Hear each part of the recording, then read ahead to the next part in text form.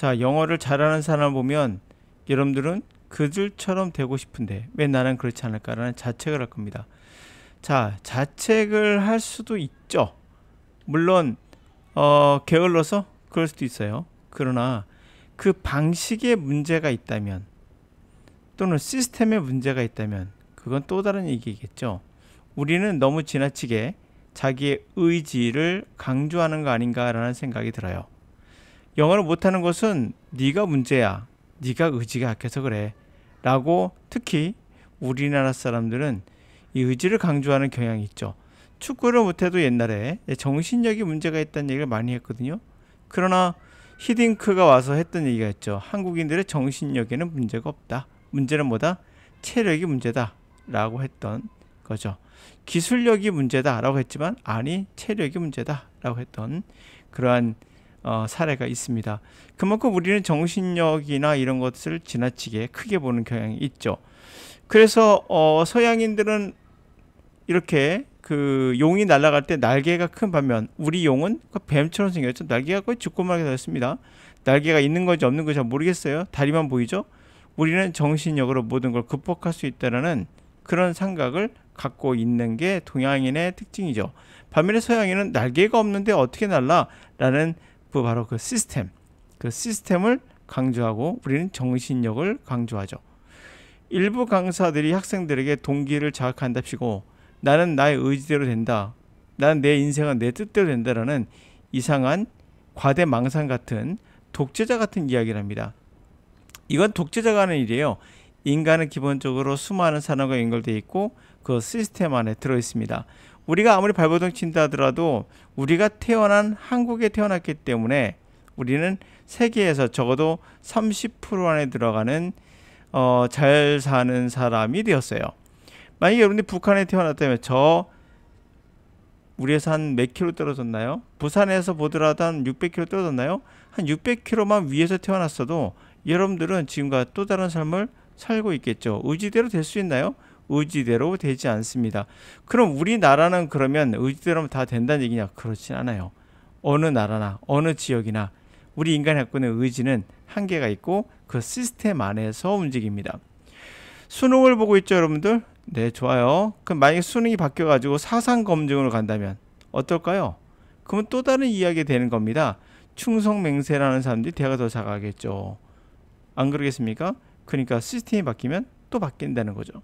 자, 내가 못하는 건 정신력이 나약해서야. 북한 아닙니다. 정신교육하고 있는 강사들이 너무 많아요. 근데 문제는 이 독재자 같은 선생들이 학생들에게 잘못된 정보를 주고 있죠. 나의 의지에 문제가 있구나 라고 해서 저녁에 잠을 줄여가면서 공부한다든지 이러한 쓸데없는 짓을 합니다. 자신의 신체를 가혹행위하면서 자기가 뭔가 돌을 닦는다는 이러한 동굴 속에 처박혀서 3년 동안 돌을 닦는 그런 모습들이 우리 학생들에게 여전히 보이고 있습니다. 뭐 저희 시대도 그랬어요.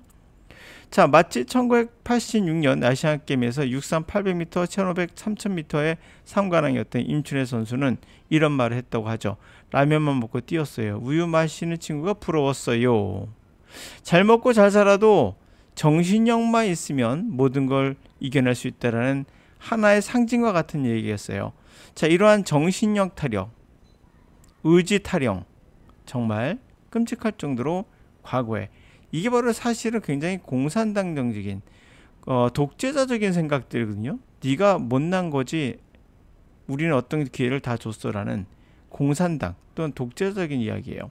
사실 이것도 잘못된 거짓말로 탄로났죠. 학생들이 간식으로 라면만 먹었어요라는 말을 잘못한 게 아니라 기자가 각색을 한 거예요.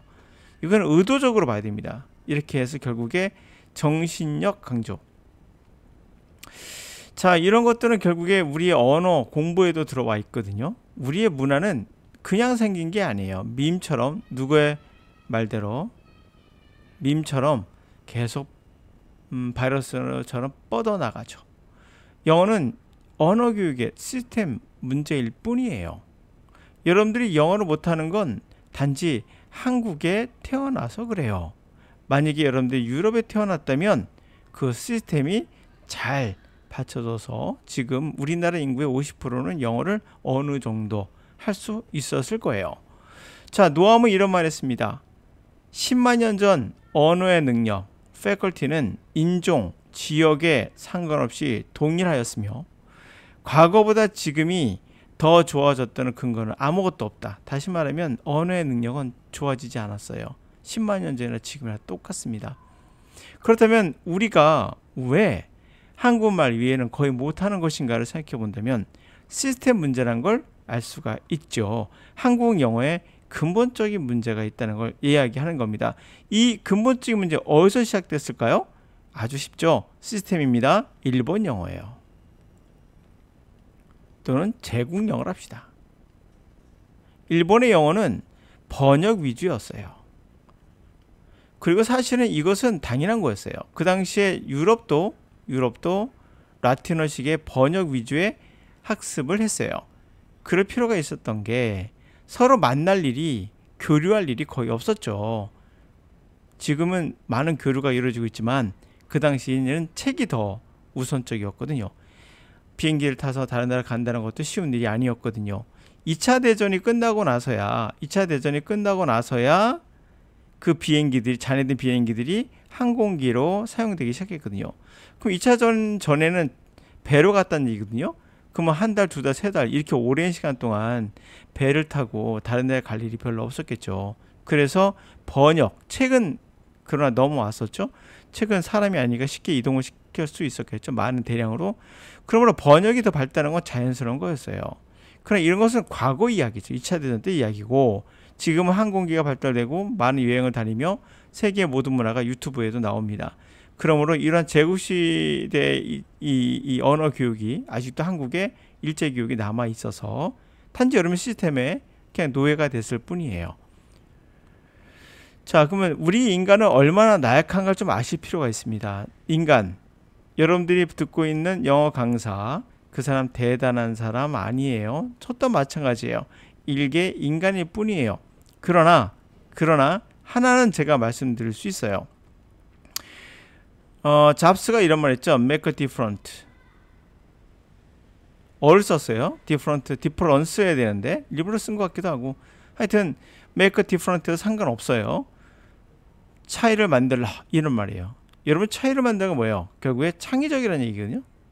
창의적. 남과 다른 창의력. 남과 다른, 다시 말하면 뭔가 새로운 거를 발견했어요. 여러분들이. 그러면 여러분들 어떤 생각이 들까요? 말하고 싶겠죠. 야, 이게 아니라고. 이거 굉장히 웃기는 거야.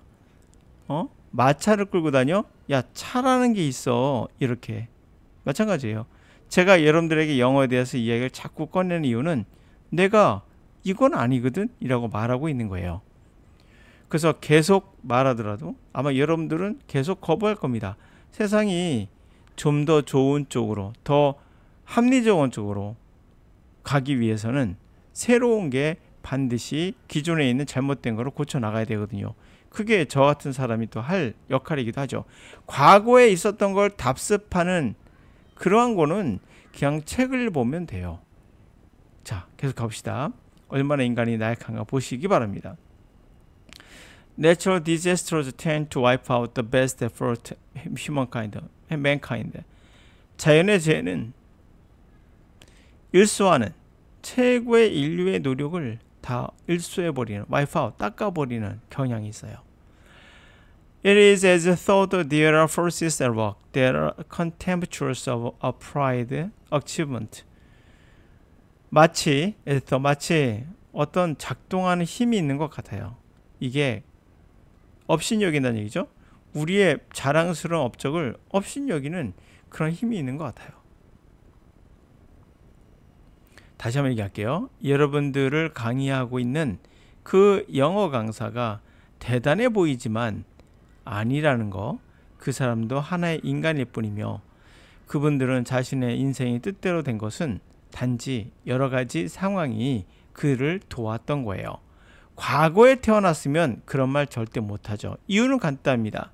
바로 미디어가 없었기 때문에 옛날에는 강의실 안에 들어갈 수 있는 최대 숫자는 제가 기억하기로는 720명까지 들었던 그런 사례가 있어요. 이건 실제입니다. 제가 있던 학원에 720석이 있었거든요. 720명이 있었던 건 옛날 시대. 그러다 300명까지가 최고로 줄었던 게 일반적인 시대. 지금은 300명 거의 못 넣죠. 그러므로 어떤 경우도 그 사람은 그런 지금과 같은 영향력을 발휘할 수 없었어요. 700명 해봐야 얼마 되겠습니까? 몇천 명밖에 안 돼요. 지금은 매스미디어를 통해서 10만 명, 100만 명도 그 사람 이야기를 듣다 보니까 이 사람들이 미친 거예요. 제가 봤을 때 미친 거예요. 그래서 자기가 신이 됐다 생각하는 거죠. 인간이 기본적으로 자기 말을 다 들어주면 10명일 때는 아니었다가 100명, 10,000명, 1000명, 2천만 명 이렇게 뭐 100만 명 이렇게 되면 거의 미친다고 하죠. 정신 심리학적으로 그렇다는 얘기예요. 심리학적으로 미쳤다는 얘기, 진짜 미쳤다는 얘기는 아니고요. 그 자기가 신이 됐다라고 착각을 하게 되는 인간의 묘한 근성이 있다고 어느 심리학자가 얘기를 하더라고요. 구독자가 100만 명이 넘어가면 그때부터는 자기가 신이 된다는 그런 심리학자 이야기를 듣고 그럴 수 있겠구나 라는 생각이 들어요. 강사들도 인간입니다. 그래서 자기 수강생이 많으면 자기가 꼭 신이 되는 듯한 착각을 일으켜요. 자, who has not read of or seen the waters which have submerged our towns and cities, jeopardizing lives and culminating in the destruction of the result of endless work in the space of a few moments. 누가 읽거나 보지 못했던가. 물에 더 월어지니까요. 이거 어떤 바다나 호수 이런 거 얘기하는 거예요. 그 물들이 우리의 도시와 시티를 잠기게 하는 그런 걸 누가 못 봤어요. 누가 그런 거 읽어서 그 신문 같은 거 읽잖아요. 그런 거 읽고 누가 모릅니까? 누가 못 봤습니까? 다 봤다는 얘기죠. 우리의 삶은 위태롭게요. 제퍼다이징, 컬티네이팅, 그리고 종을 치는 거죠. 막을 내리는 거예요. 그 엔들리스 워크, 끝없는 일의 결과에 파괴로 끝없는 노력의 결과에 파괴로 막을 내리는, 그리고 그것도 스페이스, 기간, 아주 짧은 순간의 스페이스, 시간의 기간, 공간인 거죠. 짧은 시간의 공간 안에, 짧은 시간 안에 그렇게 파괴되는 그런 것을 누가 읽지 또는 보지 못했는가요? 다 봤다는 얘기죠. We are all vulnerable to feelings of uselessness as we view the slaughter caused to cattle from the sudden flood. 우리 모두는 vulnerable, 상처를 받아요. 그런 느낌, 내가 아무것도 할 수 없구나 라는 느낌에 상처받죠. 우리가 그러한 slaughter, 도사를 봤을 때, 바로 소에게 가해진 갑작스러운 홍수로, 그때 우린 그런 걸 느끼죠. 우리가 무기력함을 느껴요. 그래서 자연을 보는, 자연을 사랑하는 사람들은 절대 내가 신이다 같은, 내 의지도 된다는 얘기 절대 안 해요. Despite the terrific advances made in technology, it can be seen that we cannot yet say we have mastered our environment. 자, 이러한 놀라운 진보, 기술에도 불구하고 그렇게 보여져요. 우리는 아직은 말할 수 없구나. 우리가 마스터했다고, 우리 환경을. These disasters of this type, leaving only worthless traces of homes, shops, are accepted as inevitable. And all we can do is to attempt to improve the conditions that result. 이러한 유형에도 불구하고 이런 유형의 그런 디제스터, 재앙들은 단지 쓸모없는 흔적만, 집과 가게의 흔적만을 남기며 inevitable, 피할 수 없구나를 받아들이게 되죠. 우리가 할 수 있는 전부는 바로 개선하는 것. 그 결과적인 나온 상태를, 컨디션을 우리가 개선하려고 노력하는 것 말고는 없다라는 얘기예요. 제가 말하고 싶은 얘기는 바로 그거예요. 여러분들이 내 의지 때문에 안 됐다고 생각하지 마시고, 그거보다 더 중요한 건 내가 뭔가 시스템을 바꿔야겠다는 생각을 해야겠죠. 시스템은 뭐 환경이란 것도 가능하겠죠. 내 의지대로 되지 않으면 때로는 환경을 바꾸세요. 예를 들어서 학원을 가는 것도 좋은 방법이에요. 학원. 당연히 학원은 강사가 책상에 앉아서 강의하는 거 말고요. 외국인이 있고 서로 대화를 할 수 있는 그런 환경을 만든다든지, 여러 가지 환경이 있겠죠. 그런 걸 통해서 좀 우리가 동기를 좀 거둘 수 있다는 거죠. 의지대로 하려고 하지 마시고. 그럼 제가 하는 강의는 뭐냐? 바로 독해로 바로 들어가서 그 안에서 여러분들이 실제 제 방식대로 하다 보면은 다른 건 모르겠어요. 한 가지는 있어요.